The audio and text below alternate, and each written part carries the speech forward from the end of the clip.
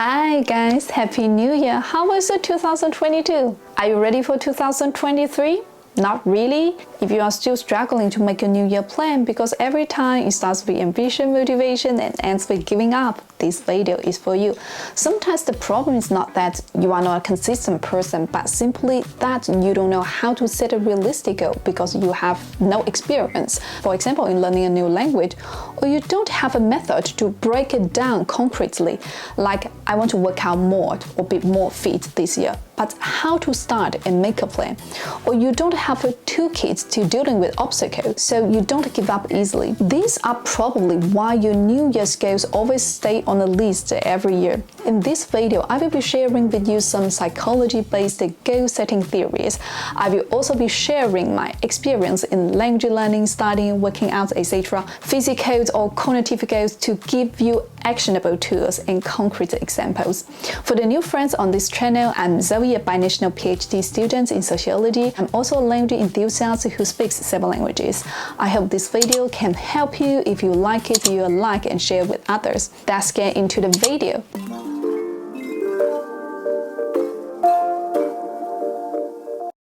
Studies on goal setting increased dramatically in the second half of the 20th century with the emergence of Locke-and-Lather's theory, also known as the goal-setting theory of motivation.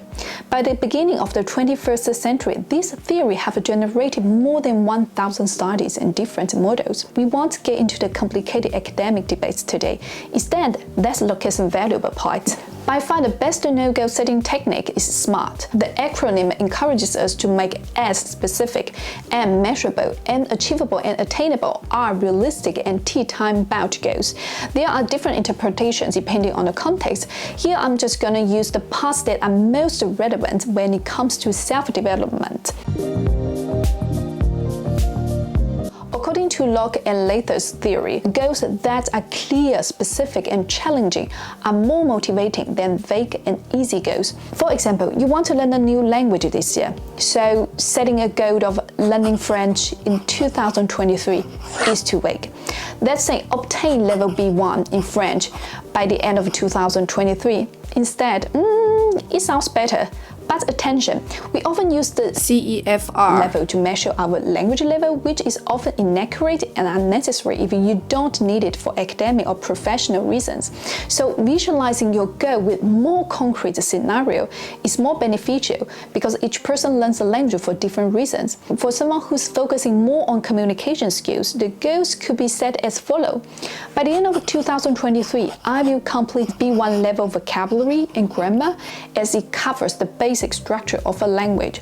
I will hold a daily conversation with a native speaker. I can understand 50% when watching a vlog in French on YouTube, for example. These specific goals give you a more precise direction when making a concrete plan. It can also help you measure your own progress.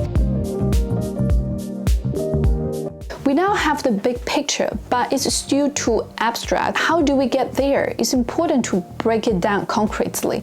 We can break it down into manageable goals like a 2-week or weekly plan. Based on this plan, set your daily tasks. Here I want to mention 8 elements, attainable and achievable. For example, I'm now studying German at an online language school called Lingoda. They have a small group lessons for different levels, and for each level they have classes addressing different skills. One lesson lasts 1 hour, but you still have to prepare and review, especially for conversation and communication lessons, so that's say 1.5 hours. If I follow one lesson daily, I can finish the C1 level after 6 months, according to Lingoda's schedule. This 1.5 hour is a basic study schedule. When I have more time, I add 30 minutes or 1 hour of listening, reading, or speaking exercises.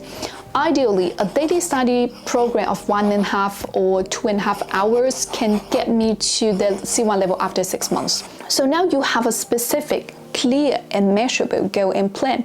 If you are a student or someone who can devote a lot of time to studying a language, you can definitely try it out. You can also try the Lingoda Spring Challenge. It's the best moment now. If you can do 1 lesson every day for 2 months, you can get a 100 cashback. If you are like me who has to work or study, It's impossible to study 2 hours a day. Maybe you can do it every other day, so the goal of reaching C1 level by the end of this year is more realistic.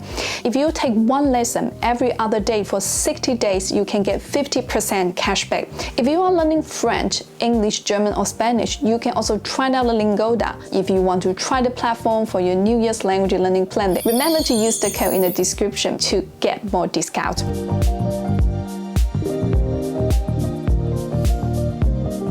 Okay, you may be ambitious and want to be fluent in the language by the end of the year, but your busy schedule doesn't allow you to study a language for at least 4 hours a week. There are 2 ways to deal with this. First, if you want to stick to this goal, you want to challenge yourself, you really need this level at the end of the year, you can make it a tiny learning routine to maintain the level by combining it with intensive learning sessions during the weekend or vacations. If you want to know more about the tiny habit methods, you can check out this video. I did it for my Persian. Last year, I did a total of 2 months very immersive, intensive learning in Iran, and the rest of the time, I just kept up the level and progressed slowly.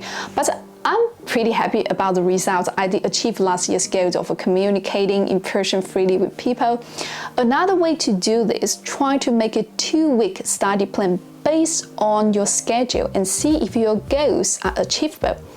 A button-up logic. You can adjust your long-term goal like I did with my German. C1 for 6 months, not realistic. C1, 1 year.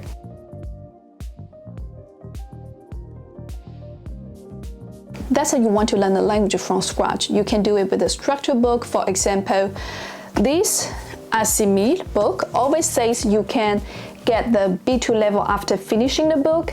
In terms of vocabulary or grammar, you can, but suppose you don't do extra listening or speaking exercises. In that case, your speaking skills might be only A1 level because language learning, especially speaking skill, is based on practice and repetition. Like bodybuilding, you won't gain muscles if you learn some theories and don't exercise or don't eat properly. Back to studying with a book. First, don't rush to set your ambitious goal. Try to study 1 or 2 lessons to see how long it takes you to learn and digest. Do you like this resource or this method? Everyone's learning ability and style are different. It also depends on your native language and the languages you know, so try to find your own pace. If you don't like the book, try an app, a website, an online or offline lesson, or a YouTube channel. Until you find a suitable study resource, you can start setting your goals based on your short-term goal.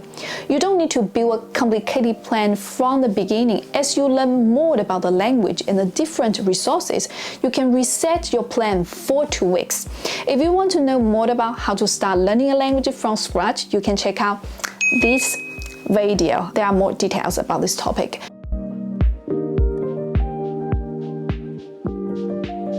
Another thing I want to point out, which is often ignored, is to preview the obstacles, which is very useful for improving long-term motivation and keeping yourself from giving up easily. Let's think about the obstacles that are going to pop up. How difficult is it gonna be? What should you do in that situation? You could already think of that solution or alternative in advance. For example, for the German C1 goal, the difficulty that I can imagine is burnout. Sometimes I have to prepare for a conference, or I have deadlines for articles, I have to prepare my lectures at university, meet schedule of my YouTube channel, travel for work. When I imagine this kind of a scenario happening to me, I can already feel the stress and this frustration of not being able to study the language regularly and not making any progress. So my solution is the long-term goal is always there, but I have more flexible short-term plans for different periods. When I have a busy period, like for 1 or 2 weeks, I will just do the basic learning routine to maintain the level, like listening to the podcast while walking, going through some news or old Anki cards on a tray, which will not take too much energy. Still, when I have more time, I will do intensive learning routine for a whole week, like 2-3 hours a day or more to catch up. The same goes for training when I don't have time or I have to travel, but I still want to stick to that workout plan. I would just do some quick workouts at home or at the hotel. On the weekends on vacation, I do my 2 hour intense workouts in the gym, the goal is to keep the routine, but you can adjust the intensity based on your situation to make your plan more flexible and doable. If you run into difficulties, instead of blaming yourself for not being consistent enough, reset your goals and determine what solution resources you need to get there. I would like to mention here an episode of Dr. Andrew Huberman's podcast with Dr. Zoe.languages. I hope the name's right. On tools for setting and achieving goals, which is also the inspiration for this video. If you guys want to learn more deeply about this topic, you have to definitely check out this podcast or YouTube video. Dr. Zoe.languages' research focuses on how our perception of the world, particularly our visual perceptions, influences our level and persistence of motivation. She emphasized the importance of visualizing obstacles while achieving goals. I then realized that I've been practicing this for a long time and it really helps. There is an interesting take on how do high-motivated people see the world. According to her research, the task seems more difficult for unmotivated people than for others. That's why learning to set intermediate goals and reduce visual attention is very important. Focus on your daily and weekly tasks, and then you can track your progress after the accumulation. So next step,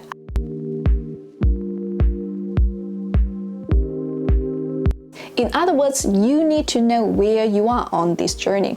That's why I always write down the date of every language lesson, every tendon exchange, and every word list that I can see how many words I've learned in the last 3 months. This really motivates me. I do a summary at the end of each month. What is my actual experience? This gives me an overview to evaluate my progress, my method, which is essential to set or reset goals. I do the same thing with my workouts. Luckily, now we have all kinds of watch or many apps can do this. To recap, there are some key questions about goal setting. I hope this template can help you set New Year goals effectively. You can write in the comment the goals you would like to achieve for this year. Maybe you can come to check them out next year at this time. If you have any questions, please write them in the comments and I will do my best to answer them.